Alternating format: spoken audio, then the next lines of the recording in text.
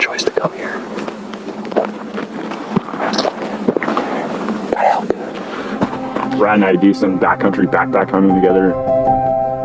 Most times we tear out of camp first thing in the morning, you know, before the sun's up, and separate for the day, and then we don't see each other until that night, typically.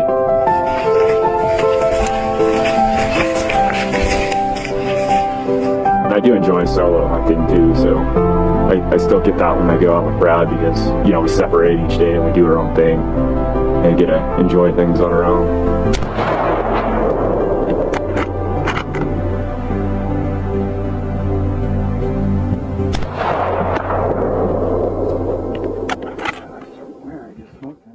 I think the experiences that Brad and I have had together over the years, you know, we've had some kind of rodeos and some hard times in the backcountry before. You know, like I remember a time we were in Idaho and I might have, you know, shot an elk way back in the backcountry in a deep, deep hole. And I think we were about 13 miles from the truck. And I might have not picked the best route to take the llamas in, and it was a disaster going in there. You know, Brad knew I kind of made a bad choice of the route I chose to go get the elk. In the moment, he wasn't yelling at me or mad at me. He was just like focused on the problem of like, we gotta solve this problem to get to this elk and figure it out, and then get it out, and then I'll give Charlie some shit about what he did. Didn't even have time to put my earplugs in. So Brad and I found a big herd. There's a bunch of cows and calves and some spikes. I was set up on them once, hit about 300 yard shot. But then they all dropped out of sight, and I made a slight adjustment. I couldn't see them. We just sat there for a second. I don't know if they winded us. I don't know if something kind of kicked them out of the bottom and they came up. And there was a spike right there. And I shot once, and he wheeled and came down, and he stood behind a tree for the longest time. And then some cows came up and started walking, moving to the right. And I shot again. I thought I heard a bullet hit, but it disappeared behind some trees. And honestly, I felt good on the shot, or I wouldn't have pulled the trigger, but that first shot kind of surprised me that he didn't just, like, act different. But he was the only one in the string that just absolutely wheeled around. And he stood there. He wasn't moving fast. There were other cows going past him. I shot a second time. I thought I heard that bullet just pop.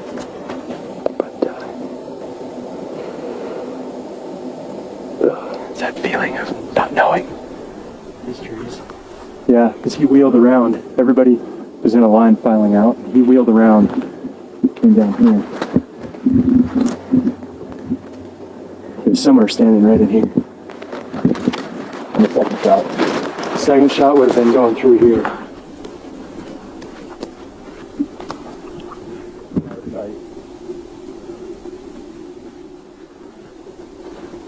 I think it was rushed, but reviewing the footage again, it sure looked like I punched the trigger. Felt good going into it, but when you look at that footage, it was like, it was ugly.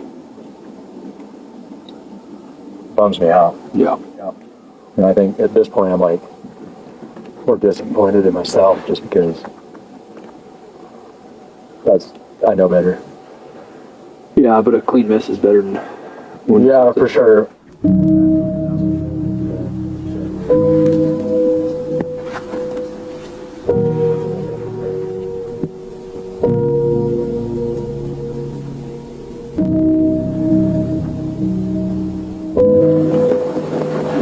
So we just spotted 6 elk. At 3 o'clock in the afternoon. It's hot. It's probably 70s. They're just cruising through open, broken timber. And they're kind of headed our way, so I think we're going to slide up the ridge here. There's a spike pole in there. We're going to slide up the ridge here and see if we can get in front of them. Maybe catch them milling across here.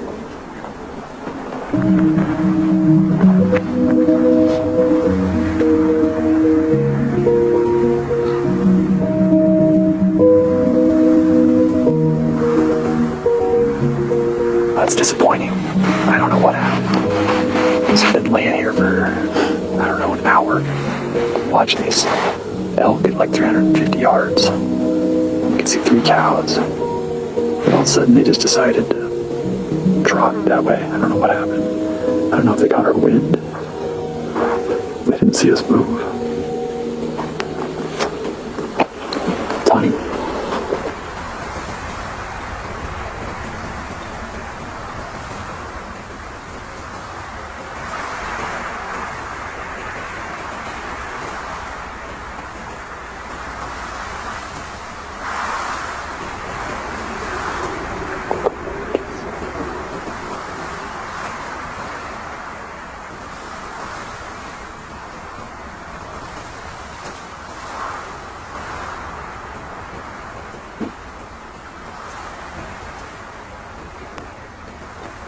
So Brad and I split up. Now I'm going to tiptoe through where we were seeing elk this morning. I'm thinking they're going to come back out on some of these hillsides, but we'll see. We saw a small raghorn bull and a couple of spikes. Just couldn't make a shot at it. So we're going to go back through it again tonight. It just got quiet. Our wind just dropped. Birds are really big noise.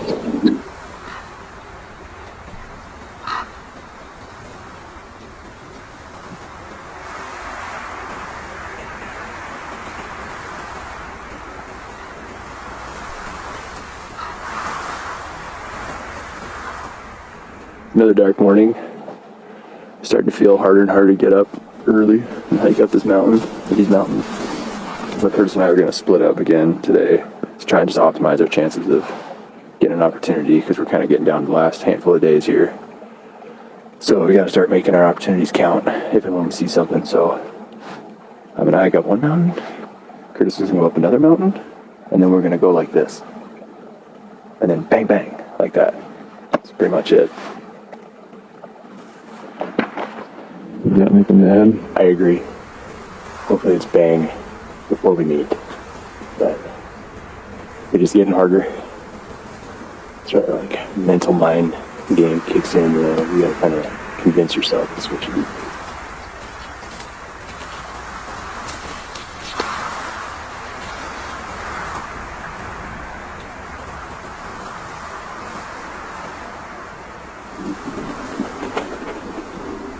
It's been a pretty slow morning. I haven't seen a single elk, which is a bit of a bummer.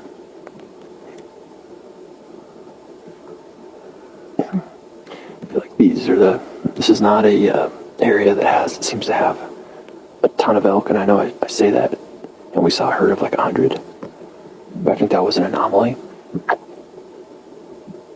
There are definitely elk around, but this is not like a super high density area for elk or deer. Just need that one opportunity.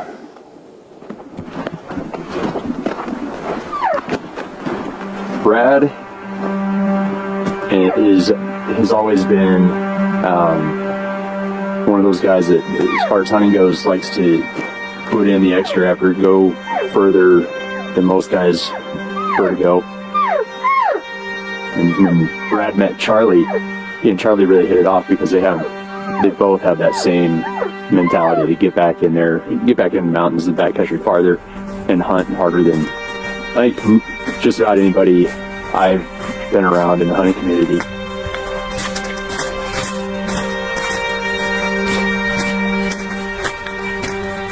I think the experiences that Brad and I have had together over the years, we've had some kind of rodeos and some hard times in the backcountry before. Like I remember a time we were in Idaho, and I might have, shot a elk way back in the backcountry in a deep, deep hole, and I think we were about 13 miles from the truck, and I went down there and shot this bull, and I might have not picked the best route to take the llamas in, and it was a disaster going in there. And Brad knew I kind of made a bad choice of the route I chose to go get the elk. We're going to go a different way back out, but in the moment he wasn't yelling at me or mad at me. He was like focused on the problem of like, we got to solve this problem to get to this elk and figure it out, and then get it out, and then I'll give Charlie some shit about what he did. Still would have done it, just took a different route to take the elk out.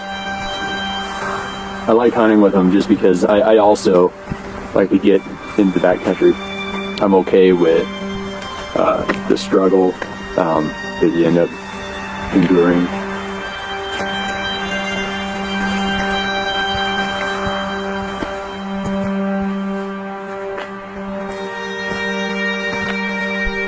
We got a cow and a spike.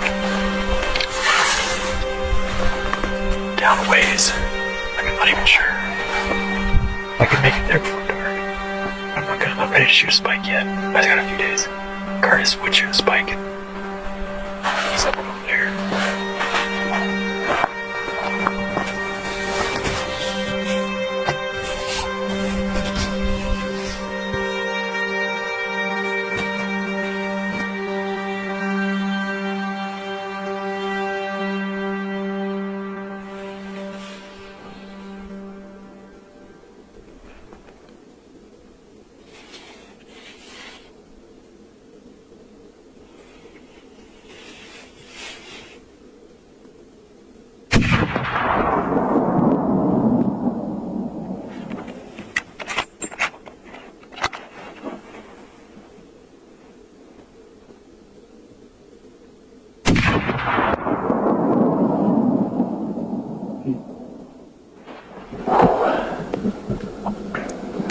I'm not that picky when it comes to elk. Like I am with deer. I was gonna hold out for something, but man, it's been tough hunting. Been really tough hunting, so when I saw that thing pop out, I was like, he's gonna get it. I love eating elk. My kids love eating elk. I'm stoked. Let's go get it. And that's what draws me to hunt with those guys is I enjoy it. I struggle to keep up with them, but I also want to get back in there like they do. When people are in a bind, Brad doesn't dwell on that moment and get in the moment of chewing somebody out. It's we need to have a solution here and figure this out and work as a team and focus on getting this done. And I've helped him a few times too. He's shot some stuff way back in there and had to have some help to go get it. And it's not enjoyable. Trophy spot. A couple years ago in the backcountry, he shot a deer way back in there, and I just spent some time packing mine out. And he's like, "Man, I need some help." And I was like, "I put a lot of miles a few days before," and I was just like, "Yeah, let's do this. Let's get this problem solved." So I don't have a problem helping him out because I know he'll help me out.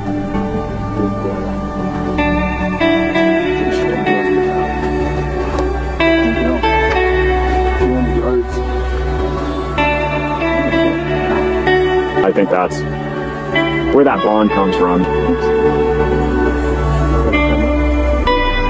Helping the team out and making sure the team's done, getting everything off the hill before we all leave. And that's kind of the agreement to help each other until they're done.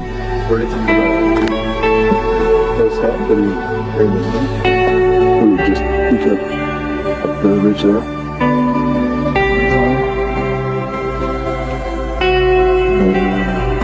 Came back down, came out about 4 or so. Just kind of cabin on things. Guys, I'm good. Yeah, probably something about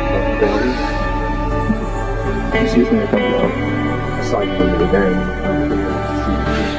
they're fun people to hunt with. They're great guys. Brad, not only is he's my brother, but so he's always pushing me a little harder. I try to push him as much as I can when I can't physically keep up with him. I have to start giving him a hard time, which I think is a good trade-off.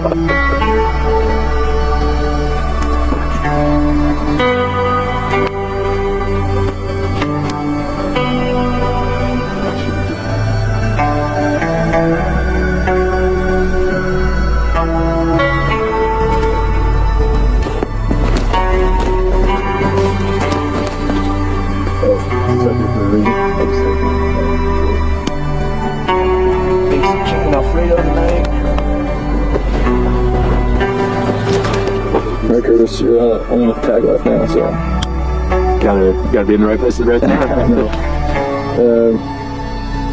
And we got about an hour walk back to camp. So,